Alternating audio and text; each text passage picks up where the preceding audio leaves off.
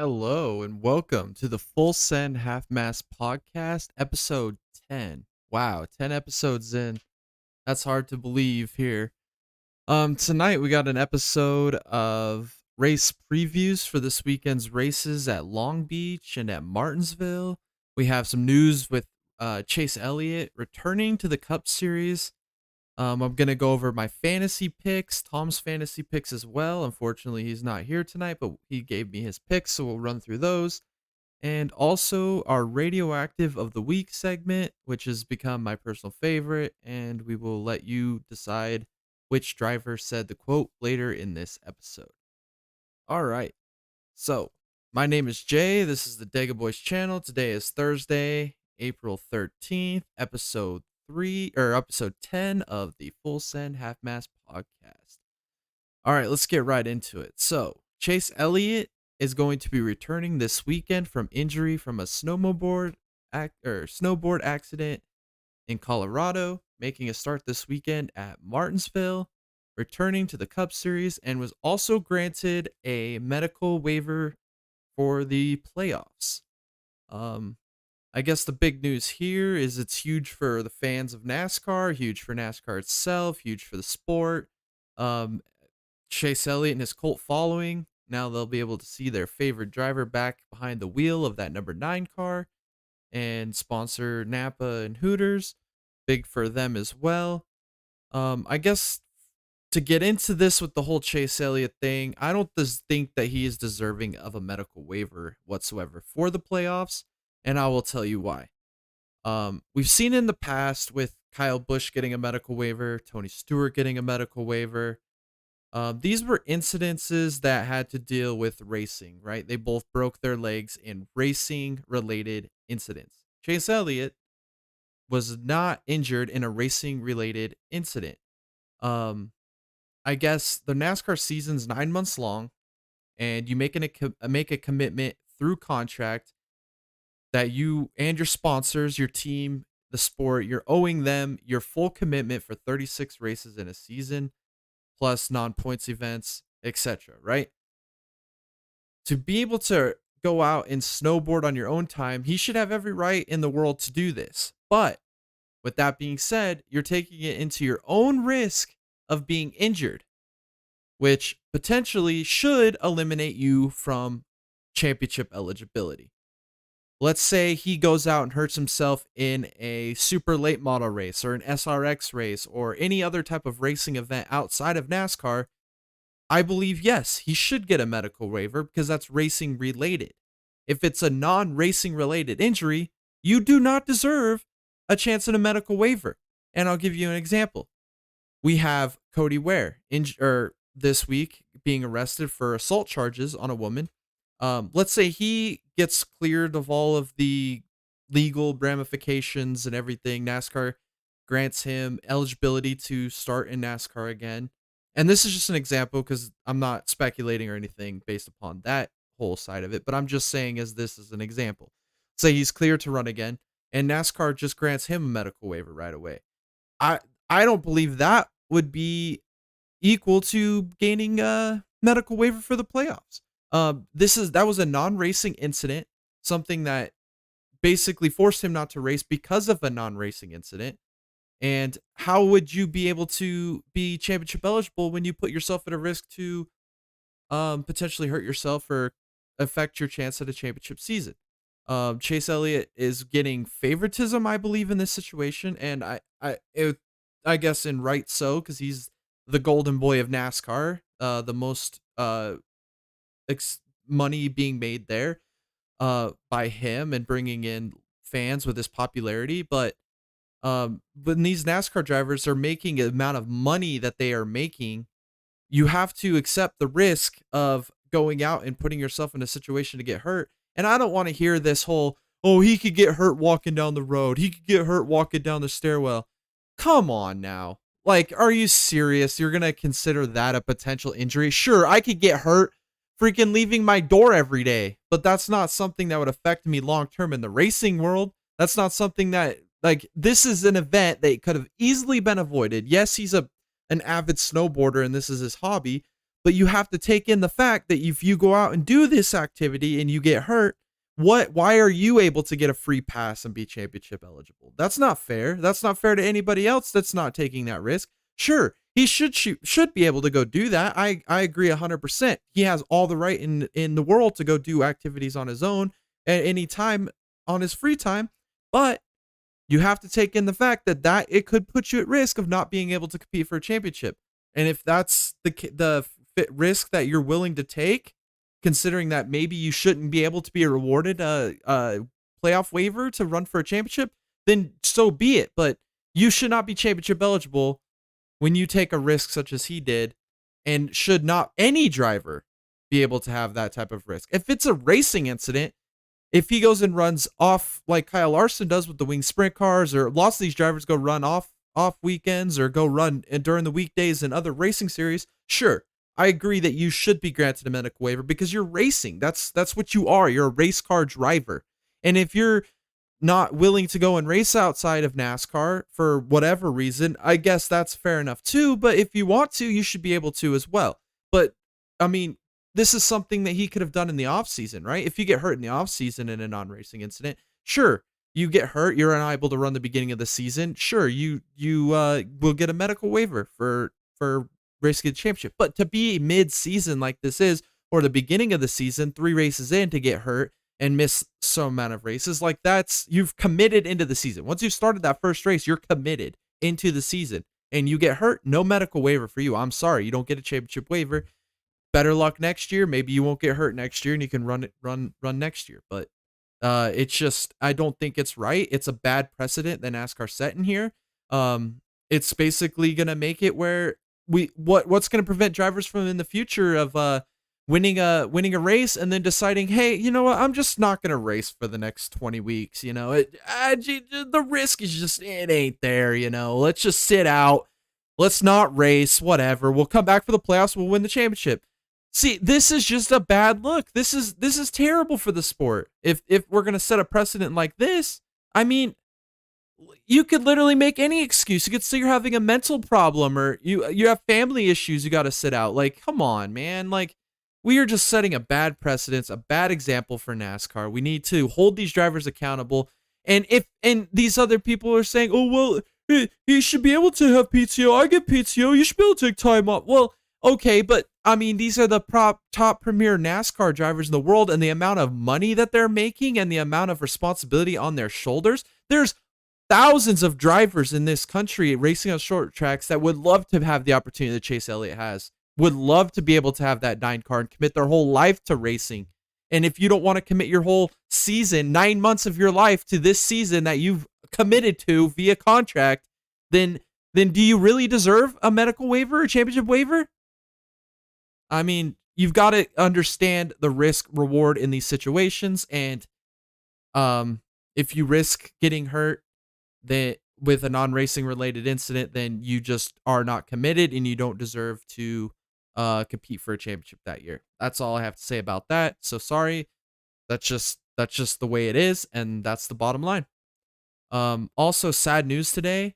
Irish rally car driver Craig Breen died in a test accident recently. Just sad news. I'm not huge into rallycross, but anytime a driver or crew or spectators or anything loses their life around racing, something that we all love, we all cherish, and we all want to see thrive for years and years and years and years to come. We just love it. It's just sad to see somebody of our community lose their life doing what they love and enjoying what they love. So sad news there. Hopefully the rest of the season there in rally car can turn out well. I don't really watch it, like I said, but just sad news. Just sad news across the motorsports world. This weekend, races at Martinsville and Long Beach. We have the truck race Friday night. We have Xfinity on Saturday. As well on Saturday, we have the Acura Grand Prix of Long Beach for IMSA, which I believe is going to be the best race of the weekend. I'm super excited for it. We've seen just amazing races at Sebring and at Daytona. So we'll see what that does. We'll preview that here in a minute. And then also on Sunday, we have IndyCar racing at Long Beach as well. So doubleheader there, IMSA IndyCar at Long Beach, just super exciting. And then the Cup Series at Martinsville on Sunday. So um, I guess we'll get into kind of some of the notable entries. So in the Truck Series, we have William Swalich, which if you don't recognize the name, he ran ARCA at Phoenix. He's a K&N East, I guess it'd be ARCA Menards East champion. Um, Won several races there. He's a short track guy, young 18-year-old driver out of, I believe, Minnesota. Moved to North Carolina. He's got a lot of talent. He's going to be driving the number one entry for Tricon, which is, I mean, one of the top-notch Toyota racing programs you can get into for development. I can expect some good things out of him. I mean, he's showed a lot of talent, and I guess the biggest knock I would have on him is he's so fast and got a lot of talent. He's not really used to passing or running in traffic, so maybe that could be a factor, but I feel like he's someone that really is good at these short tracks and he could be a factor and the equipment he's in is top notch. So that's someone to watch out for. Also, Ross Chastain is going to make a start for Nice in the 41 truck. So, I mean, there could be one of your favorites right there. Chastain every time he comes down to a lower series division, he just shows regardless of the equipment he's in, because Nice is like they're good, but they're not like four sport Tricon, KBM good. They're like probably the next tier down. But still, very, very talented race car driver, someone that could be a factor in this win. Also, Connor Jones, Thor Sport. Like I said with Swalich, he's an ARCA driver, making his debut in the truck series. Thor Sport, the same truck that won last week with Joey Logano. Just a very talented team. Um, Whether he's got the ability or not to run up front with his teammates Ben Rhodes, Matt Crafton, and Ty Majeski is yet to be heard or determined, but that's a notable entry right there with out of the Ford camp. So we'll see. And Connor Jones, like I mentioned, ARCA racer, he was at Phoenix. He was the guy that did that boneheaded move that took out Jesse Love, I believe, and Jack Wood, who were 1-2 at the time. So he's one of our bonehead nominees of the season right there. So keep your eyes out on him and that Thor Sport entry. In the Xfinity series, we have Derek Kraus running in the 10 car for a colleague again. I mean, very interesting here. We'll see how he does. I don't have a lot of expectations. Um, I mean, his truck series career hasn't really panned out. I'd consider him kind of a bust, but we'll see how well he does here at colleague at Martinsville. And then we have Leland Honeycutt making a debut in the number 74 car for Harman. Just a notable there. And then Ryan Truex for JGR. This is very interesting. Come off a second place finish at Phoenix the last time out. I believe he's a very comparable race car driver. Very good equipment, obviously, with Joe Gibbs Racing and Toyota. So, I mean, this is a guy I'm looking at to be a potential spoiler, dark horse for this weekend. Maybe a shot in the dark there, but that's kind of what I'm looking at for that. Cup Series, we have Anthony Alfredo making another start for Live Fast in the 78 car. So it's good for Alfredo. I think he's got a lot of talent. I think he's still young, learning. He puts out some pretty dang good performances for the equipment he runs. And I guess BJ McLeod, they really like him at buying their wheel of their cars. So good for him to make another start. And also, like, coming back to the Cody Ware situation with his suspension, Rick Ware Racing has made a very comparable choice. I thought personally it was gonna be Cole Custer, the one with all the Cup experience. That SHR and Rick Ware Racing have kind of an alliance going on in the Cup Series, so I figured maybe they would just go tap into that um, Stewart Haas Racing pipeline with Custer, but no, they went off the beaten path here and they picked Zane Smith, which I believe is a great option. Um, I think that he's a probably one of the best race car drivers in any lower series division right now. I'd put him up there with Chandler Smith, Austin Hill, Josh Berry, Ben Rhodes, even Ty Majeski. Like, these are like six guys that are very, very talented race car drivers that could potentially someday be Cup drivers. Um, so we'll have to see. I mean, we don't really know how good the equipment is. We don't know exactly what his expectations are. He's making another start. I mean, I think he's only made like 2 or 3 in the past. So, not really a whole lot to think about, but considering that he's in the Ford pipeline and Ford's really ran terrible this year, it's not a lot you can expect out of him, but still good for him to gain some experience because I believe he will be cup racing here within the next 2 years, regardless whether stays with the Front Row Motorsports program, maybe jumps over to Stuart Haas, maybe even another team picks him up like Bubba Wallace if he still wants to quit. I mean, he could end up in that 23 car. So that'll be someone interesting to watch. Also, the race I mentioned earlier, the one I'm most excited about this weekend is the Acura Grand Prix at Long Beach. I think this is a great track, and IMSA has been just exceptional this year with the GTP class. So this weekend for Cadillac manufacturer team, excuse me, which is Chip Ganassi. Um, they have Sebastian Bourdais and Van der Zandt making the two driver lineup there. I think they are personally going to be the favorite. So we'll talk about that here in a minute. And then also Felipe Nasr is going to be running for Penske in the Porsche. So I mean he's pretty talented. I think that they might be able to give Cadillac a run for it. We haven't really seen a lot of speed out of them. So I mean, personally, I think Cadillac's kind of got this in the bag, but who knows? Maybe they made some gains on their program there with the Penske Porsches, and maybe they can get a good showing there at Long Beach. So we'll just wait to see. So Friday, like I said, it is the Long John Silver's 200 night race for the trucks, which I think is awesome. I was kind of surprised that the Cup Series are racing on Sunday this weekend and not a night race. I think that they put a bunch of lights in just recently in the last couple years so that they could have more night races at Martinsville. And I feel like they did it like one time and then they just completely abandoned that idea. I guess if you're gonna have two Martinsville races, why not make them both unique in their own way? You got the final race before before the championship race there in the playoffs, and then why not have a Saturday night race at Martinsville? Like, I don't understand the whole reasoning behind that, but at least we get the trucks at night on Friday. Unfortunately, I will not be able to watch it live, so I'll have to rewatch it later because we're doing the NSR Nexus Rewind race, which is the Gen 4 Cup cars. We'll talk a little bit more about that at the end of this episode. Um, and so the Long John Silver's 200. I didn't know Long John Silver's was still a thing, so it's kind of cool to see that they're sponsoring this race and they're still relevant enough to sponsor a NASCAR race and get some exposure. So love new sponsors in NASCAR, so that's awesome to see there.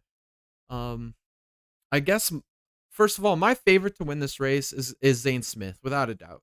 He's ran really good at Martinsville in the past. He's probably the championship favorite in the Truck Series at this point. I mean, you got Ben Rhodes pretty close to there, Eckes, Majeski. Those are probably your four favorites so far through the beginning of the season. And I think Zane Smith is just going to put a dominant performance together. He's just so smooth behind the wheel, doesn't make a lot of mistakes. It just seems like nothing rattles him.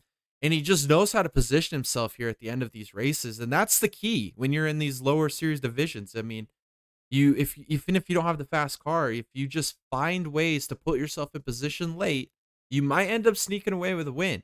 And I don't necessarily think that's going to be the case here. I think he will dominate this race, win it with runaway pace, and yeah, that was my pick there. Also, like I said, with that, watch for Eckes, watch for Majeski, watch for Rhodes. I think they'll be very competitive. Obviously, Chastain's in this race. I think he'll be a contender in this at some point. And then, yeah, you got Swalich. I think he'll be a contender with that Tricon truck. And I mean, yeah, well, just watch out for the Tricon trucks in general. I think that they're really fast. They've got some pretty comparable drivers in their lineup. So maybe a Tricon truck might steal this. My dark horse, obviously it's going to be Haley Deegan. I mean, and I think that I'm even being too nice at counting her as a dark horse. I mean, really, the only way that Deegan will ever win a race is if God himself comes out of the sky and pushes her car across the finish line first. She just does not have any speed compared to her teammates. Just a terrible season, right? Tracks that she is claimed to be good at, or her fans claim that she's good at, she can't run up front. She does for a little while, but fades instantly. And then when she is running in the back, she sneaks herself in or backs her way into a good finish that she's not deserving of. But at the end of the day, stats are stats. And so, if, I mean, she did get a sixth place finish, 13th. If you think that's a good finish, I mean, you have to be out of your mind to think 13th in Truck Series with a championship winning team is a good finish. But I digress. So yep, Haley Deegan will be the dark horse for me here, and the only reason is because I mean, she's basically the ultimate dark horse, right? It's just there's no way I see her winning anything anytime soon, and she will be moved up most likely thanks to sponsorship, not talent, just sponsorship. So that's my dark horse for the truck race. Before we get into the next races of the weekend, I'd like to get a quick word from our sponsor, Dubby Energy Blends. So, Dubby Energy Blends, featuring Neurofactor, an all-natural coffee cherry extract to help fuel you with energy, laser focus, fast reflexes, and concentration, including important amino acids and vitamins that other canned energy drinks just can't provide. Don't have the crash that you also get from canned energy drinks. Try amazing flavors such as Dub Sludge, Galaxy Grenade, Dragonade, and Beach and Peach. You could buy the starter pack today with 2 flavors and a shake cup for a very low price. Make sure to use the link in this description of this video and use promo code DAGABOYS to receive 10% off your order. Thank you, Dubby, for your continued support and sponsorship of the Daga Boys channel. All right. And like I'm going off that with Dubby, I got my shake cup right here. And this is a Beach and Peach flavor, which I think is really good. That's one I would recommend. But like I said, they've got lots of awesome flavors, and I just named a few. So make sure to check out Dubby. Okay. Now, Xfinity is on Saturday. It is the call 811.com before you dig 250. A lot of numbers there. But I mean, Martinsville Xfinity, it's going to be a great race. Always is. I mean, last year we saw great finish there in the playoff race when Nemechek spun his teammate Brandon Jones. Just a real tragic event. A lot of lack of self-awareness there out of Gibbs. And we've seen Gregson dominate there in the past in the Xfinity. So, that being said, my favorite for this race, I went back and forth on it, but I was thinking maybe a junior motorsports car because they've been super fast there in the past. But I don't know. I'm just so high right now on Chandler Smith. I think this guy is just one of the most underrated drivers. Well, probably not anymore. I don't think people are overrating him anymore. I think he is probably one of the top 3 drivers in the Xfinity series as we speak. He's right up there with Josh Berry and with Austin Hill. They're probably your 3 best drivers in the Xfinity series as it currently runs. So, I mean, that's who I'm expecting to win this race. I expect the junior motorsports cars to be fast. I expect Berry to be fast. I'm not sure about Austin Hill. Austin Hill on short tracks. That's kind of the one discipline of racing I haven't seen him really have a lot of success at yet. So maybe he has a good run this weekend. I don't expect him to be a factor, but a top 10 by Austin Hill will be reasonable. I expect Chandler Smith and I expect Josh Berry to be up front. I also expect any of the other junior motorsports car like Sam Mayer, Brandon Jones, like I said last year, had this race kind of taken away from him by his teammate. I don't think that'll happen this year. Even though we've seen the junior motorsports cars run each other over, I don't think it will happen this week. And I believe that he will end up winning this race. Or not winning this race, but contending for this race win. And then for my dark horse, I kind of mentioned it with the preview there with Ryan Truex, and that's who I'm taking. Joe Gibbs Racing Equipment. He's a very, very comparable driver behind the wheel, and I think that his first career win is on its way to happening. And I think this weekend could be one where he gets it done. It's a long race. You got to take care of your car. You got to get there at the end. It's a short track. You got to keep it clean. That's kind of what I'm looking at there with Ryan Truex. So watch out for him. Maybe a first career win. Who knows? I picked him as a dark horse, so I might just have jinxed it. Hopefully that's not the case. Saturday, we have the IMSA Acura Grand Prix at Long Beach. This race I'm super excited for. I'm so excited for this race. It's a shorter endurance race than we normally see out of IMSA. This weekend, you'll see the GTD class, the GTD Pro, and then the GTP, which is the prototypes, which I think are just one of the best, most exciting series in the world right now. I put that right up there with the Xfinity series. Just amazing racing out of that class. This weekend, we're going to see, I think, a lot of dominant performances out of the Cadillac team with Ganassi, the 01 car, and then the Wheeling Cadillac team with the 31 car. Um, I just think that Cadillac is just head over heels better than the other uh, entries so far this year. But that doesn't say that you won't see Acura up there. You know, Acura's got a solid driver lineup. Their car is fast, so I could see Acura. Porsche is the one that I'm not. Porsche and BMW. I mean, BMW, I don't expect to be up in the front at all during this race. I feel like they're going to be pretty much the back markers of everybody contending in this race in the GTP class. Um, Porsche, I feel like will be about the same. I mean, they showed a little bit of speed when the nighttime came in the 12 hours of Sebring, which surprised me until they all got taken out at the end there, which kind of handed the race back to Whelen Cadillac, who kind of between them and then if Ganassi didn't have the mechanical issues that they had at Sebring, they probably would have won that race. So it was good to see that Cadillac, the best team, won at Sebring. I think that with this shorter race, I believe that the Cadillacs will be able to qualify up front, run up front all day. They've got great driver lineups with both cars, and I think it's going to be a battle between the Wheeling Cadillac 31 and the Cadillac 01 for Ganassi. But I think the Ganassi is going to win it with Birdie and Van der Sande. That driver lineup is just top notch, probably the best driver lineup in the whole weekend in IMSA. And Sebring, or I mean not Sebring, Long Beach, great track. It's an hour 40-minute race.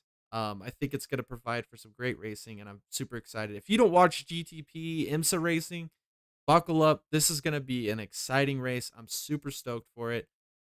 This is the one I'm the most excited for all weekend, so I would like to see what you guys have to say about that as well. I'm just over the moon with this race.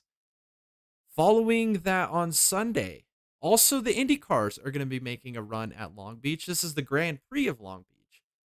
Favorites, me and Tom kind of talked about this. He kind of figured Grosjean would be his favorite to win this weekend. He had basically had St. Pete won until that incident late with McLaughlin. Uh, is kind of a heartbreaker for him. He had the best car. He ran fast again at Texas, an oval. I mean, he's a Formula One driver. They don't run ovals. His oval experience ain't like a big resume for oval racing, right? He ran fantastic at Texas.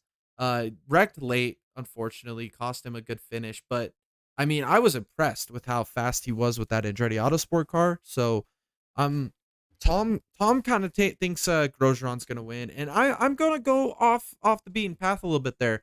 I'm gonna go Pato O'Ward. Pato O'Ward's back-to-back second place finishes should have had St. Pete won if Chevy didn't ruin it for him with the whole issue at the end there, and then he had Texas dominated until a caution later on in the race kind of changed the running order, and he kind of had to fight back, and a caution late prevented him from making a run at New Garden there before it was over. So I think with those two back-to-back finishes, he's the points leader. I think he's going to get revenge. I think he's going to dominate, not dominate in an essence of like how I feel Smith is going to dominate in the trucks, but I think he will put on a pretty dominant performance just in his drive alone. And I think he's going to win, hands down, championship favorite at this point of the season. I mean, unless other people start showing more consistent results, I think that you would have to consider Pato as your championship favorite. And he's just fun to watch. I mean, this guy is just incredible to watch. He's just an amazing wheelman. And I think it'd be a cool storyline if we get him to win this weekend. My dark horse, Santino Ferrucci. And really, he's just, nobody expects him to win or even run good. But, I mean, it's Santino Ferrucci. This guy is like an absolute thrill to watch on the track. Just makes incredible moves. And like I said with Haley Deegan, he only way he's gonna win is if God himself pushes him across the finish line. So Don't expect much, but for dark horse reasons, why not? Just take him. He's a long shot. He'll be fun to watch regardless. All right, so we've went over all of the races besides the Cup Series. I guess before I get into the Cup Series race, I kind of want to talk about Denny Hamlin, right? He doesn't decide to reappeal his penalty. Um, Kind of made comments that he believes that Ryan Preece should be penalized for the Kyle Larson incident. I think this guy is just a loon, just an absolute buffoon. This Denny Hamlin guy is. I mean, you admit to doing something and NASCAR penalizes you for it. And then you're so mad about it and you think that they've set this precedent that now we got to punish everybody that wrecks somebody intentionally. Everything's race manipulation. Like, come on, man. Quit being such a crybaby. You did something on purpose, you admitted it, and you got penalized for it and they caught you red-handed. You take it like a man. Don't be crying about it. I'm just so tired of it.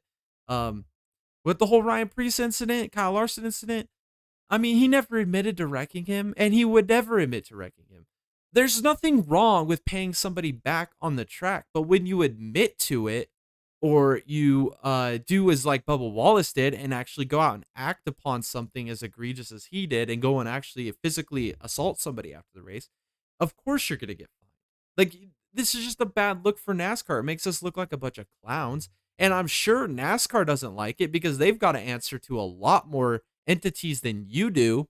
So, I mean, just take it like a man. Take your penalty. Quit whining. Quit begging for all this stuff to change. Like, the root of the problem comes down to the NASCAR business model in general. I mean, it's not even necessarily them. They're the ones that set this all up by hiring business people to run the dang sport. If you watch my other video, I get into a deep explanation on what is wrong with NASCAR right now. And him complaining about something that he did on purpose and getting caught red-handed is not a priority. I mean, it's this Denny Hamlin thing is just irritating at this point. I mean, nobody cares what you have to say. And if you do care about what he has to say, then you don't understand what's going on in NASCAR in general. You're lost. Lost. You need help. Um, okay. I got that little bit off my chest. We'll talk about the Cup race. This weekend, Cup race is the NOCO 400. They've shrunk the distance down 100 miles compared to what it has been in the past, which I think is an all right move. I mean, 500 miles twice a year at the same track, probably not a good ticket selling thing, especially with Martinsville in the spring. I mean, just running at two tracks or running at one track twice a year is just a flop in itself. Like me and Tom have mentioned in the past with the IndyCar and F1 running a different event every race, making it more of a special event to that one time a year. Pack the stands. We're only coming once. Come here and watch us and make that race special where, hey, I'm only gonna win the Grand Prix of Long Beach once a year. You're not going to get another chance later on. It makes it more special. And then the one way to set them apart is like what you do with Bristol. You know, you got one on dirt, one on asphalt. Um, Now the whole dirt thing's gonna get thrown out the window, I believe, which is, I mean, sad in itself that we're gonna lose a Bristol date. But then again, why do we need two concrete Bristol races? We don't. We don't. We just need the Bristol night race. You don't need a spring Bristol race. I mean, there's so many other tracks in the country that we could run at multiple times. I guess that brings it to a whole nother topic, right? That I could talk about later on. But I mean, the only tracks that deserve two races a year anyway are basically Talladega, Daytona, and I mean, I like Darlington having two races. I mean, I don't think it needs it, but I love Darlington. It's my favorite track, so I'm gonna be biased, and I think we should run there 3, 4 times a year. So maybe that's just my bias talking, but I mean, really, just Daytona and Talladega are the only ones that need two races a year. We don't need and even if that was the case, we could honestly just build a third super speedway somewhere.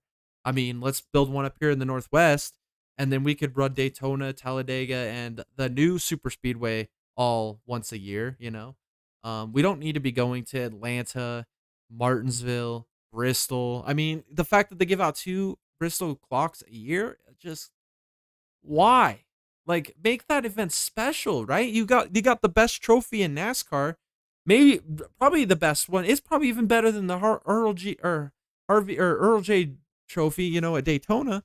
But I mean, it's like we're giving out two clocks a year. Like, what makes it so special when you got in a 5 year span, you got 10 different people have clocks. It's just make it more unique, make it more special with one race. But I guess I just digress even more. It's the NOCO 400.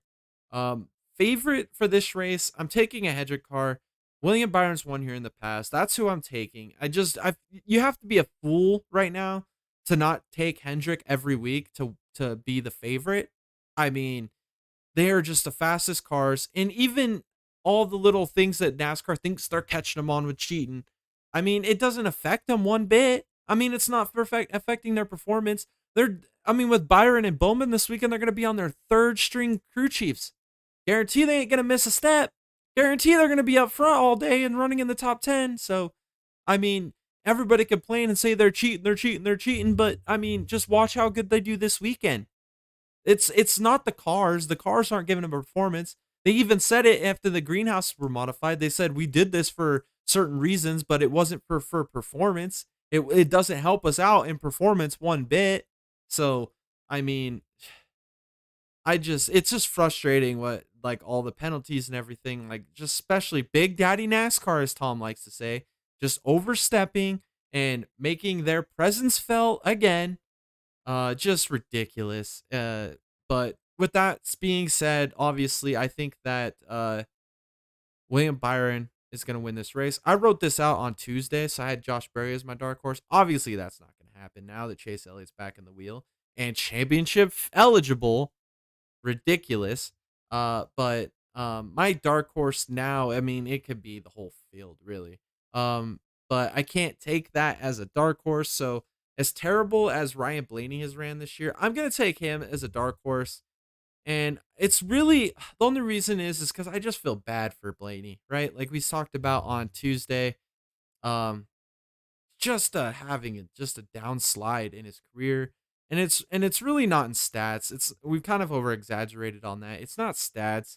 It's just like results, or like being in positions to win and it not panning out, or him driving what we call to be dump trucks every week, just cars that just don't perform, don't have any drivability, and he's just wheeling it for all he can, and just it's like they're giving him stuff on his car every week.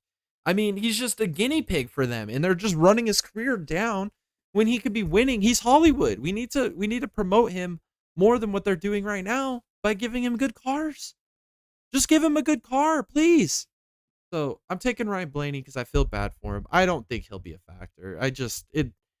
He won't. It's just sad to say that, but he's not going to be a factor. He probably will not be a factor for many races upcoming in the schedule. But that's the only reason there for the dark horse. I guess more people are notables for the favorite list. Denny Hamlin. I mean, he owns Martinsville. He's been owning it pretty much since the beginning of his Cup career. He's always a favorite. I think he'll get redemption for Richmond.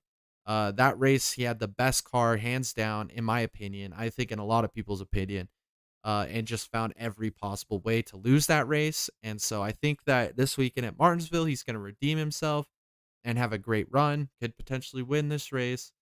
And then you have to look at Truex. I think he's kind of in the same boat as Hamlin. I think that he needs some redemption from everything that's gone wrong. And I guess another favorite would be Alex Bowman. He's won here in the past. Obviously, he's got a fast car with Hendrick, third string crew chief, and maybe that's the right combination for him to finally get into victory lane. Hasn't been able to do it with Blake Harris or Greg Ives. Maybe this week he gets it done with his third string crew chief. And I guess now I kind of want to talk about my opinions on the playoffs. This kind of goes with the Chase Elliott thing here. My idea of the NASCAR playoffs. Let's get rid of the name playoffs, right? That's too stick and ball for me. I have not liked that name since they've announced it or started that whole playoff trend. I believe that for the NASCAR playoffs, let's call it the chase for the cup. Let's go back to the chase for the cup. There's nothing wrong with the chase for the cup. I love it. We could even call it the race for the cup. I don't care, but just something to do with that along that line. These are race car drivers. The chase for the cup. They're chasing the cup. It's a way better name, and it more explains the whole process of the NASCAR season, right? That's what you're trying to do, is win the cup. You're winning the cup series. It's the cup. It's just another thing that they just keep failing on to make it more appealing to the casuals, and that's the problem. But with that being said, playoff system, right? Chase for the cup. I believe that the playoffs have too many drivers right now, right? They've got 16 drivers and there's only 36 franchises. That's just ridiculous. You shouldn't have that many of your drivers making the playoffs, especially when the first round of the playoffs is just a joke anyway. I mean, you don't even have to really even contend or get a good finish if you're one of those favorites, because at the end of the day, you've got 4 guys in there that don't even deserve an opportunity anyway. Like, just because you win a race doesn't necessarily should lock you into the playoffs. I think that it doesn't matter if you win 1 race, 0 races, or 10 races. You're all based upon points. Points, points, points. Racing is about points. How did we forget points? Points are it's racing. It's points. Consistency. That's how you decide a champion. We don't have one-on-one matchups to determine a victor like other sports. That's why when you call it a playoffs, it makes no freaking sense. Absolutely zero. That's why we need points. It's a chase. It's a points for the cup. So I think that at the end of the year, your top 12 in points, regardless if they haven't won or have won 22 freaking times, your top 12 in points get into your championship chase for the cup, right? And we don't reset the points. So at the end of the season, say 13th is only 8 points behind 12th. Well, they're not championship eligible. Regardless of how good of a run they do in the playoffs, they're just not championship eligible. You have to be top 12 in points for the first 26 races, right? No reset whatsoever. That doesn't necessarily mean that if you're 13th, you could still potentially finish like 3rd or 4th in points. But naturally, you get eliminations by points throughout the season. You mathematically eliminate yourself from the playoffs, kind of like how the original chase was, right? So we start the first round, or we don't have rounds anymore. That needs to be gone. No more winning you're in, winning you advance. Like, come on. We need consistency. Consistency is the king here. We don't want to see someone just like Matt Crafton a few years in the trucks not win any races. He broke the system.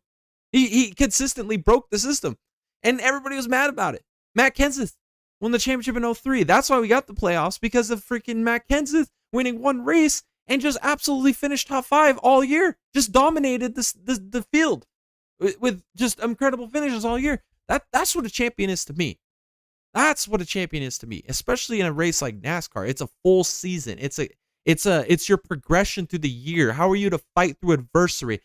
How are you to take a car that might be running 25th and just climb your way up a little bit, and just take advantage of other people's misfortune to finish the best you can?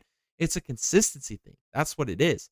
No more championship race. I mean, we had Carl Edwards and Tony Stewart without an elimination format tie in points.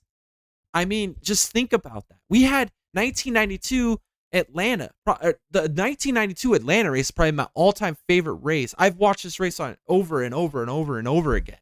If I had a time machine, I'd go back in time to watch this live. I think this is one of the greatest races of all time. You had 6 drivers after a 33 race season, all mathematically eligible to win a championship. No gimmicks, no winning you're in. No, we're going to reset the points and get them all even. No, we had 6 drivers mathematically eligible to win a championship in the final race.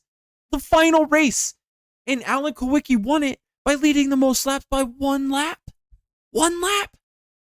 I mean, and this is the era before live timing and scoring.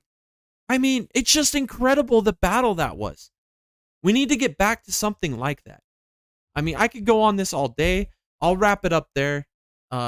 Maybe we could talk about this later on down the line. Maybe me and Tom have some more ideas on some podcasts for Patreon.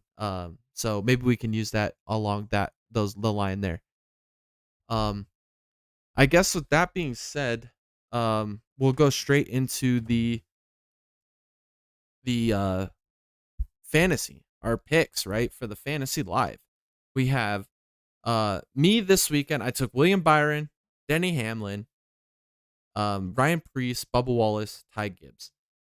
Mainly because we have situations with I guess in this style or format of fantasy, we only have 10 uses per driver, right? So I figure that I want to save some of the drivers I've been using a lot for later in the year. So that's kind of why I decided to pick Priest. I decided to pick Bubba, and I decided to pick Ty Gibbs. I picked Byron because I think he's going to win, and I feel like I need to maximize on him. I need to start laying off of using him because I've used him a lot, but that's kind of, it's hard not to pick the guy you think is going to win and not put him on your fantasy, right? Denny Hamlin as well in that same boat. I think he could potentially win. So I had to put both of them on my fantasy. Um, with Ryan Priest, I just put him on because I need to use him, and also because he's a short track guy. I mean, if there's a track that you can have a good run at, it's this one for sure. So that's a pick. Then we also have Bubba Wallace in the 23 McDonald's car.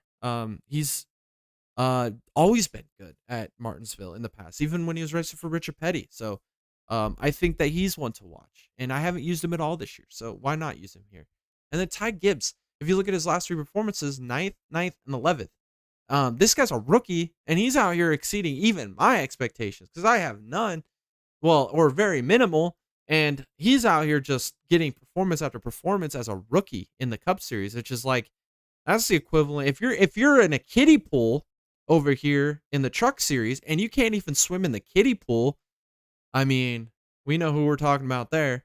And then you've got on the deep end as the Xfinity, and then you've got the ocean way out there. And if you're not able to even like swim in the kiddie pool and they throw you in the ocean, I mean, whoa, watch out. But if you're able to as a rookie come off of being the most dominant, biggest shark in the deep end of the pool, and they throw you in the ocean, and you're also just kind of becoming the biggest shark there too. I mean, that's impressive. It's very impressive for Ty Gibbs.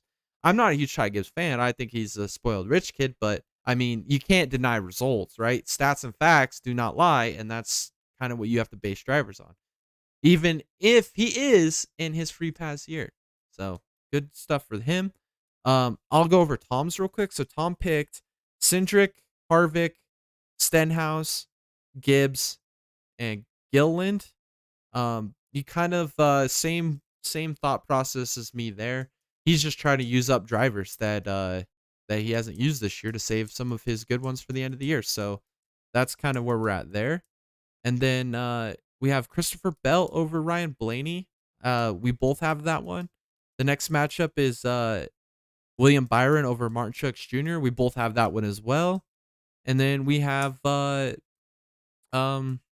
have Ryan Preece over Austin Dillon. That's because I have Ryan Preece in my lineup.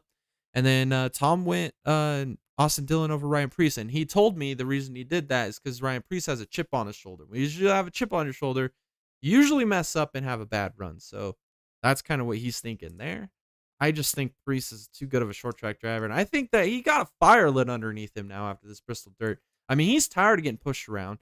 I think he's got lots of talent. I think that Tony Stewart, as team owner, knows he's got a lot of talent. That's why he brought him in. And I think that once he gets his footing underneath him, I think he can start winning some races. And I think that he might become that guy that leads the team into the next decade here. So I think this weekend's a good weekend for him to run well. It's his type of forte of racetrack. So I'm excited to see what he's got.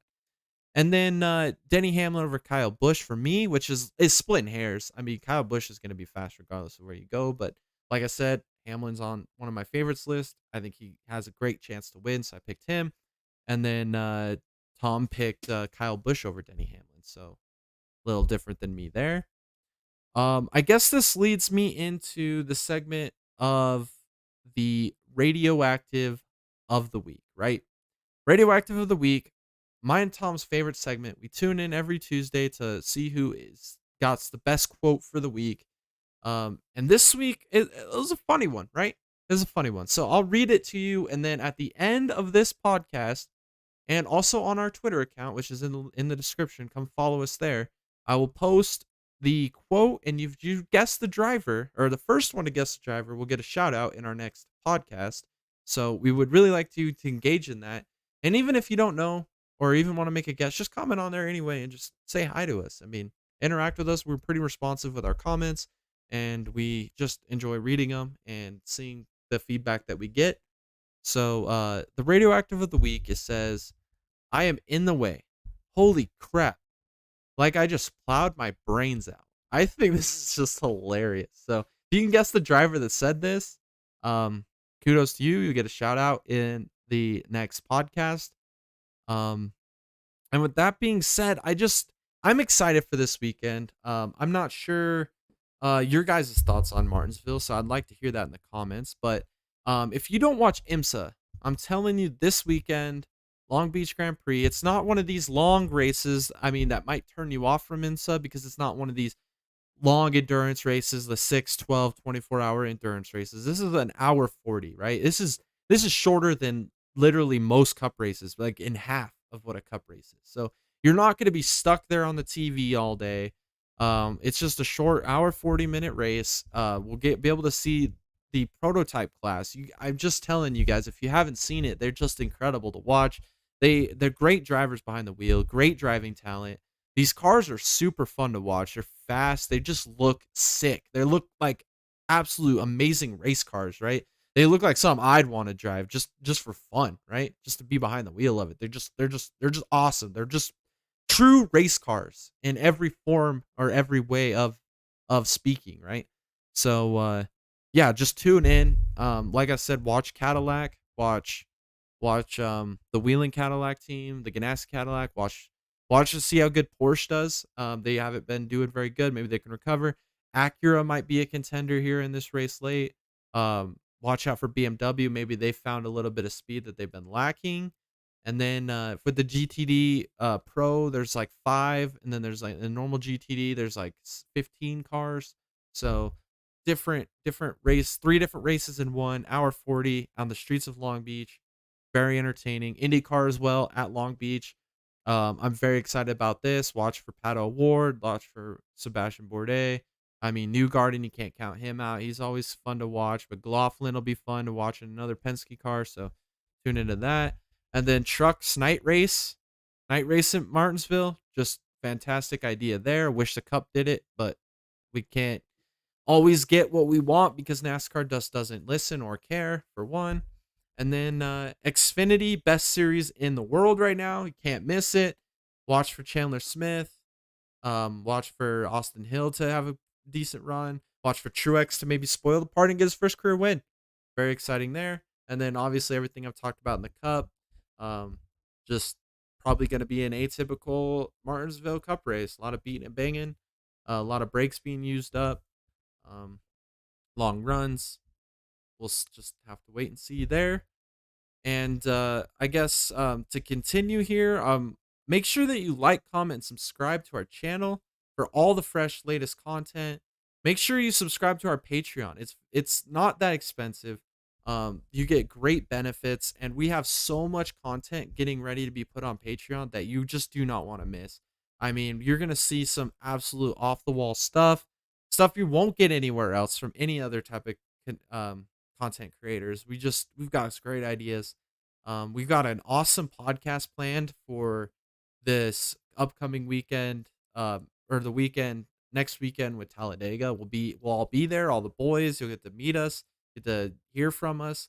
We'll all be up during practice or something. We'll be doing a podcast so you guys can tune into. We won't be doing it live, but we will have it out before the Cup race on Sunday for you guys to kind of see what it's like to be at Talladega. We'll just kind of share some stories, talk, kind of throw some stuff around.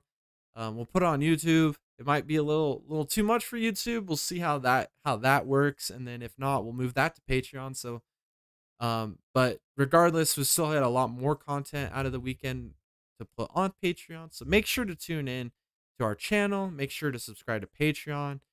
Turn on the notification. Make sure you subscribe, because if you're not subscribed, then you're not going to be able to get notified on all the new content. You're not going to want to miss this stuff. I'm telling you. And Clint Boyer loves our channel. And if Clint Boyer loves our channel, you should too. So come subscribe and enjoy the future content that we have. Also tomorrow, we'll be going live again. It's the Nexus Rewind series. It's our season opener at Daytona. These Gen 4 cars on iRacing, they are just a handful to drive. The series has amazing drivers, just absolutely talents behind the wheel.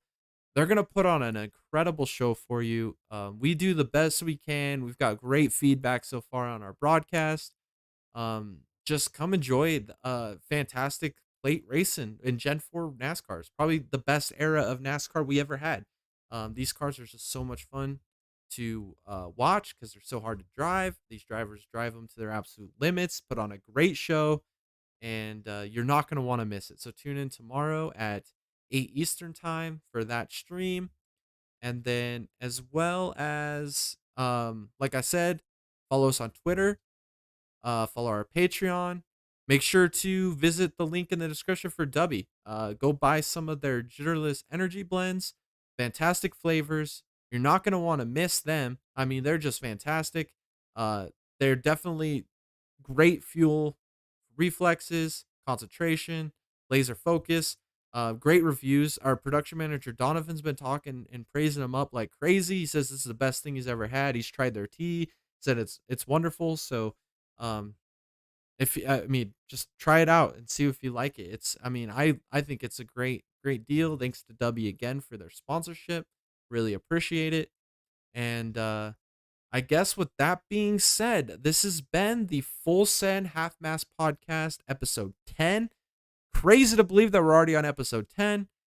Catch us for episode 11 on Monday. We're going to be moving it up earlier on time on Monday so that we can get a podcast out for you from everything that happened here this weekend at Martinsville, and then everything to preview for Talladega, because we hit the road next Wednesday early morning to be at Talladega, so you won't get a podcast during the week.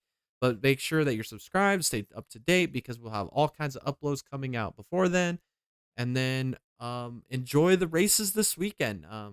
Just fantastic slate of races. Hopefully you guys enjoy it. We'll be back Monday to recap them, like I said. So my name is Jay, episode 10, Full Send Half Mass Podcast. Thank you for watching, and make sure to subscribe to the Dig Up Boys channel for more. See you next time.